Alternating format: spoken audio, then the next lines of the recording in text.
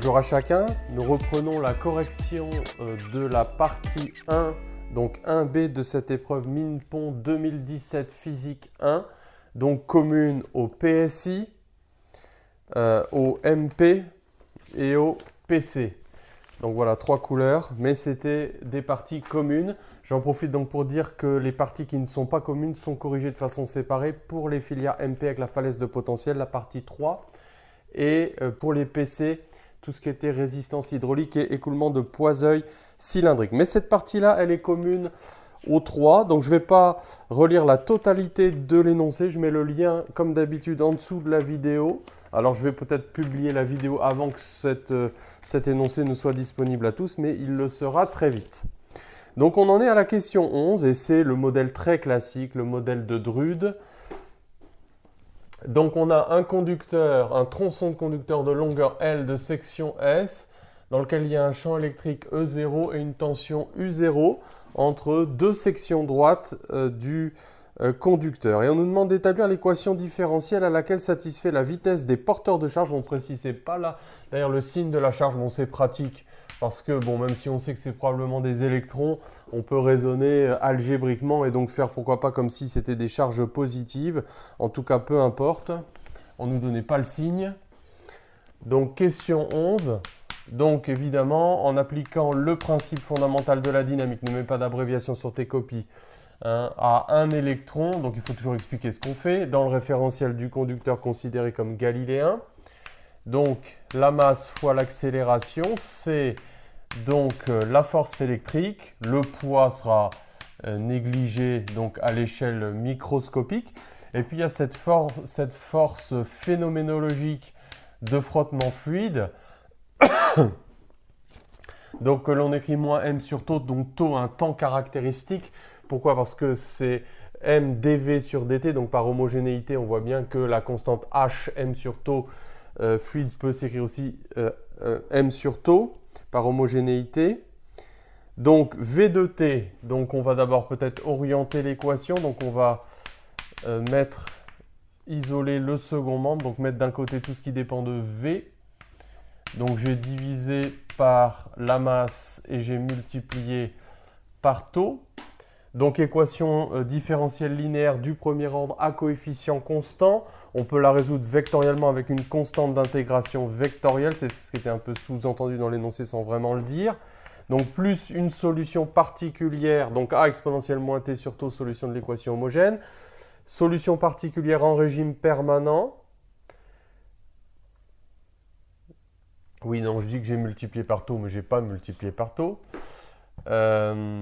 Donc là, maintenant, je multiplie par taux. Donc QE0 taux sur M. Et donc, au bout d'un certain temps, au bout de quelques taux, et d'ailleurs, ce n'était pas contraignant du tout, puisqu'on avait vu que taux était très petit, hein, au bout de quelques taux, eh bien, ce truc-là est négligeable. Taux valait 10-12 secondes d'après le texte. C'est un temps de relaxation, un temps de réponse du système.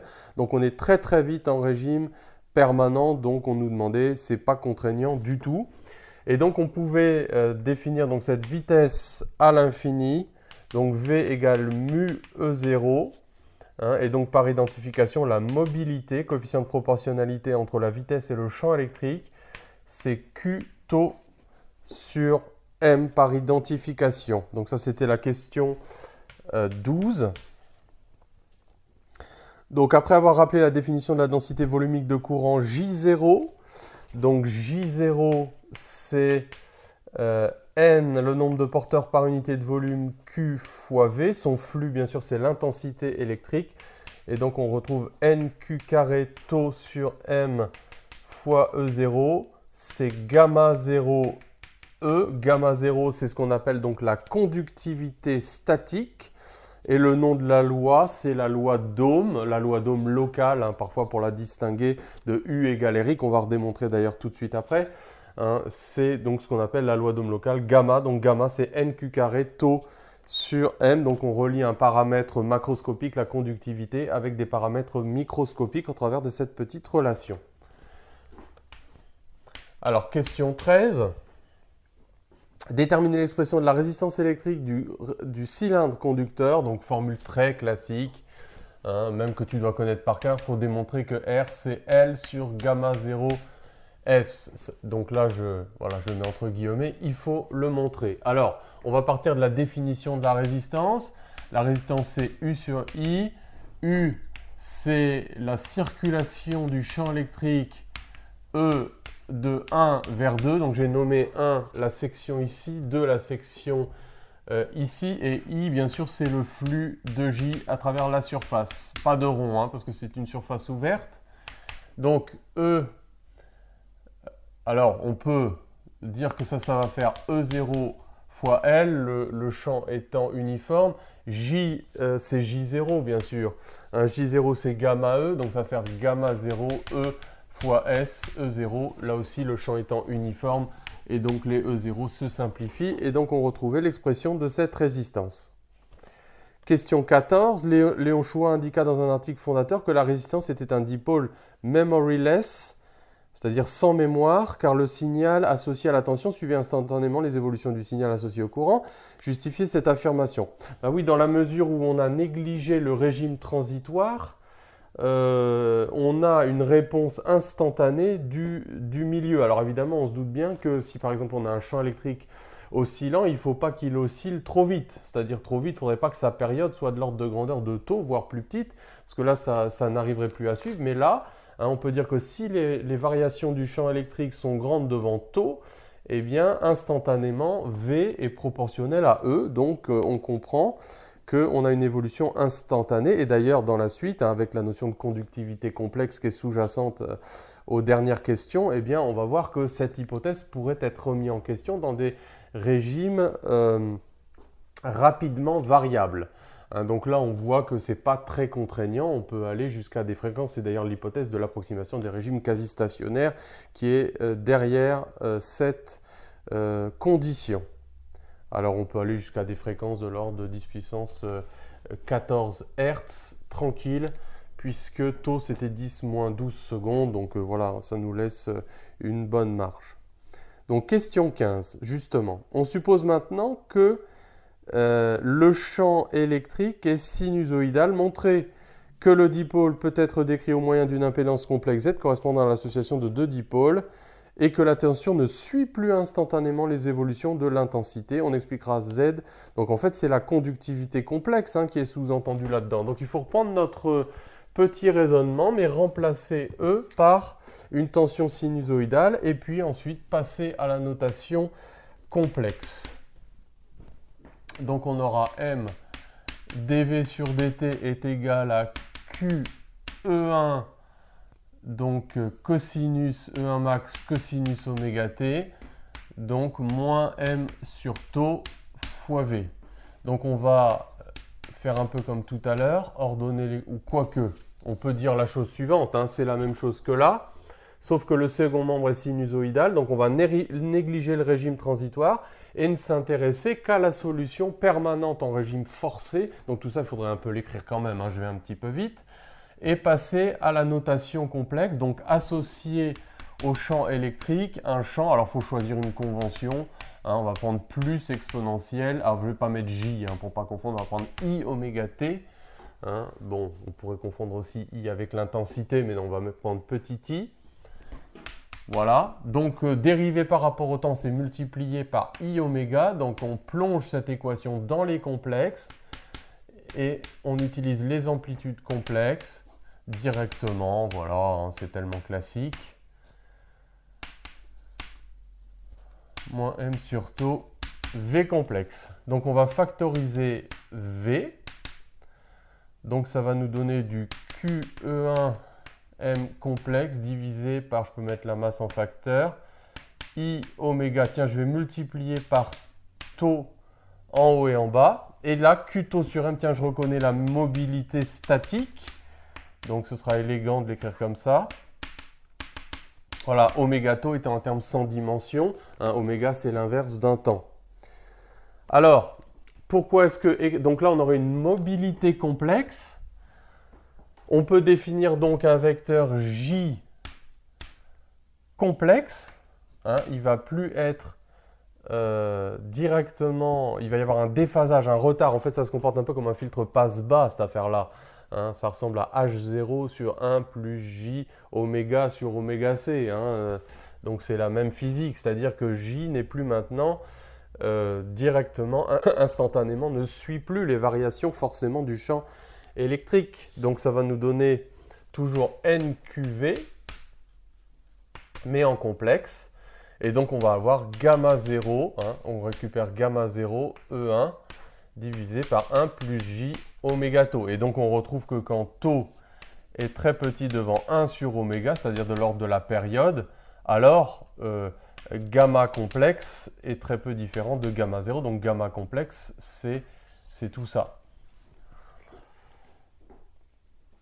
Donc ça, c'était la question: à quelles conditions retrouve-t-on la situation où le dipôle est un résistant? Alors il faut faire apparaître ça sous forme d'une impédance équivalente. Alors comment faire ça? Il faut reprendre un petit peu le raisonnement qu'on avait fait avec la résistance, là-haut. Seulement maintenant, on est en complexe. Donc la tension U complexe, ça va être la circulation du champ E complexe, donc entre la section 1 et la section 2. Donc le champ E complexe, ça va être 1 plus J oméga tau fois J sur gamma 0. Donc j'ai extrait un E1M de cette relation. Donc on retrouve deux termes, on retrouve donc J sur gamma 0 plus, donc ça c'est le nouveau terme. Ah oui, j'ai dit que j'allais l'appeler I plutôt que J. Donc I oméga tau, donc J complexe sur gamma 0. Alors, oui, on a fait la circulation, donc là, il n'y a plus de vecteur, on a appliqué le produit scalaire. Oui, ça tombe bien, parce que, donc du coup, on a toujours évidemment la relation entre l'amplitude complexe du courant et le vecteur J en complexe. Donc on peut dire que J, c'est I sur S. Ah oui, alors j'ai oublié aussi de multiplier par L. Voilà. La longueur du barreau. Donc ça va nous donner J, donc ça va être, d'après cette petite relation, I sur S. Donc on va retrouver L sur gamma 0 S J. Donc ça, c'est évidemment le terme I. L sur gamma 0 S I. Donc là, on retrouve la résistance R. Et on a un nouveau terme, donc là maintenant, en remplaçant J par I sur S. Donc c'est I, donc oméga tau L sur gamma 0 S. Donc fois I. Donc ça fait ZI. Et donc maintenant, l'impédance, on voit qu'elle a une partie imaginaire. Donc on voit qu'en fait, notre système, il est équivalent, cette partie-là, c'est équivalent à l'impédance d'une bobine. Hein, on pourrait l'écrire L oméga en définissant une auto-inductance équivalente. Et oui, c'est normal parce que le phénomène d'induction, c'est un phénomène de retard. Il y a un retard entre l'excitation, les variations du courant et la tension. Donc c'est exactement ce que disait le texte. La tension ne suit plus instantanément les évolutions de l'intensité à cause de la partie imaginaire. Et évidemment, on retrouve que quand oméga tau est très petit devant 1, eh bien tout cela redevient réel et on retrouve la résistance R0 de départ. Donc voilà un petit peu l'expression de cette impédance complexe. Donc c'était pas mal d'introduire L puis de faire un petit commentaire comme je viens de le faire. Alors petit 16, quelle est la puissance transférée à la charge Q par le champ électrique E0? Quelle est la puissance volumique associée à ce transfert d'énergie?